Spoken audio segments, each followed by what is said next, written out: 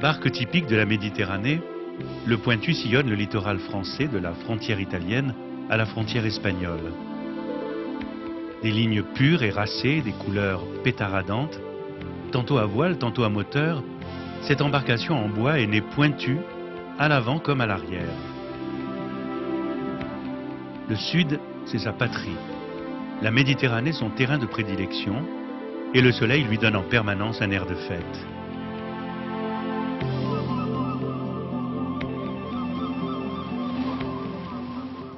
Ce Pointu mesure 7,40 m de long et 2,40 m de large pour un poids d'environ 1,5 tonne.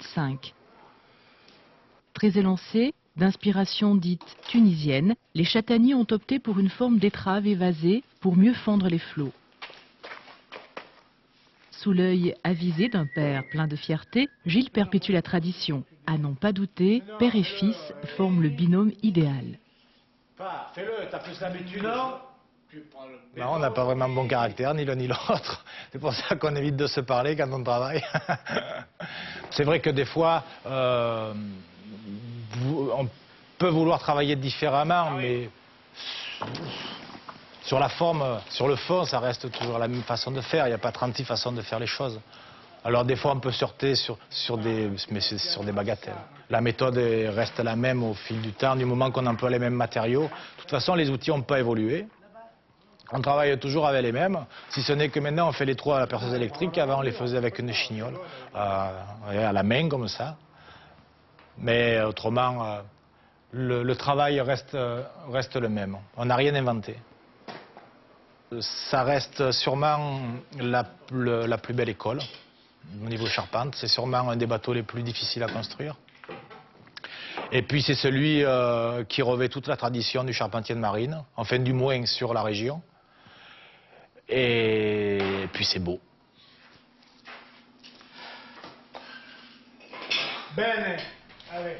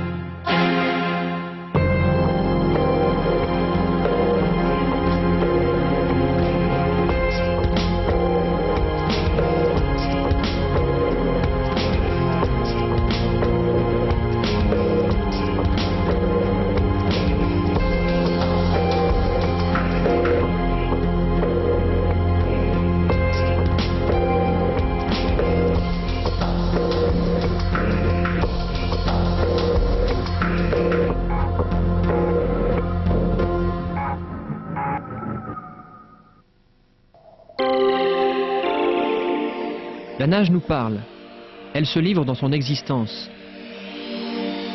Mais sa lecture nécessite la traduction préalable de ses lois. La littérature nous décrit généralement la nage humaine comme l'intermittence de deux phases principales. La première de ces phases, dite propulsive, serait sous-marine et correspondrait au début du cycle. La deuxième, aérienne cette fois-ci, en constituerait le retour. Mais à la fois l'ordre et le nombre de ces phases font de cette considération du cycle de nage une perversion des modalités physiologiques et psychologiques de l'action. Portage Valérie Hermite. Cette jeune femme était tranquillement dans son jardin au bord de la rivière la Vésubie. En 30 secondes, une énorme vague la surprise, la Vésubie est sortie de son lit. Une seule solution... Souvenez-vous, mercredi 13 septembre 1993, à la suite de pluies diluviennes, le plan Orsec est déclenché dans les Alpes-Maritimes. La France entière découvre alors l'existence d'un corps unique de sauveteurs en milieu aquatique, le GIN.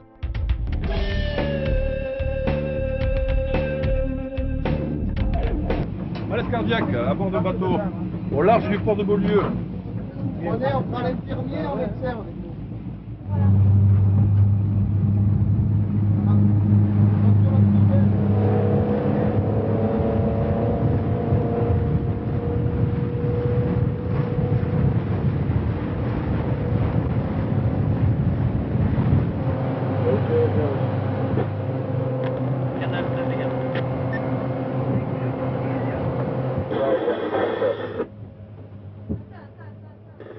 Vous avez un malaise cardiaque sur votre bateau en pleine mer, à 6 nautiques de la côte. Ici, pas de 18, pas de SOS médecin pour vous secourir. Dans ces conditions, un tel scénario tourne très vite au drame.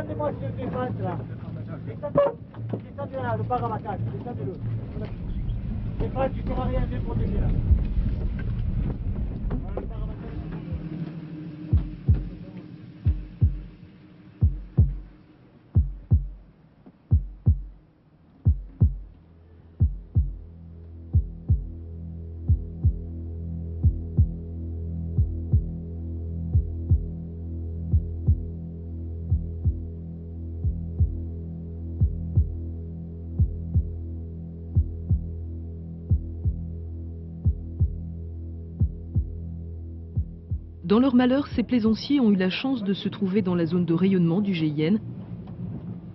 Alertés par le sémaphore du Cap Ferrat, ceux que les Niçois surnomment les anges de la baie ont mis moins de 10 minutes pour porter assistance à la victime. Dans ce délai très court, cette plaisancière a reçu les soins de première urgence qui doivent se poursuivre à l'hôpital.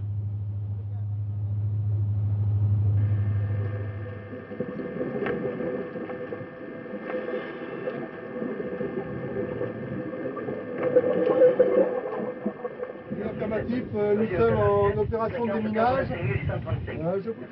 Cette bombe date de la Seconde Guerre mondiale. Depuis le début de l'été, c'est déjà la 3e du genre que l'équipage de la vedette Alerte 3 repère sur les fonds marins niçois. D'apparence inoffensive, ces bombes sont régulièrement la cause d'accidents mortels pour les plongeurs amateurs qui les considèrent comme des trophées. C'est en collaboration étroite avec les démineurs de la Marine nationale que les pompiers travaillent pour ce type d'opération. Une fois remontée en surface et identifiée, la bombe est ensuite ramenée à bord de la vedette. 6 pains de plastique, soit une charge de 7 kg, sont nécessaires à la désintégration de la bombe à ailettes. Poids de charge 7 kg. Poids de charge 7 kg. Parlez. Après autorisation, les démineurs procèdent à sa destruction à 2 nautiques de la côte, par moins 10 mètres de fond. 4, 3, 2, 1, feu!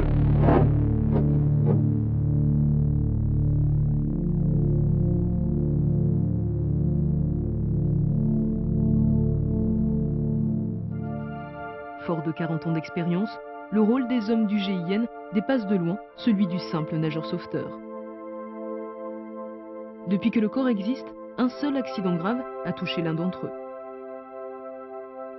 Les plus anciens pensent que la Vierge des fonds marins, à qui ils rendent régulièrement visite, veille sur eux et les protège dans chacune de leurs interventions.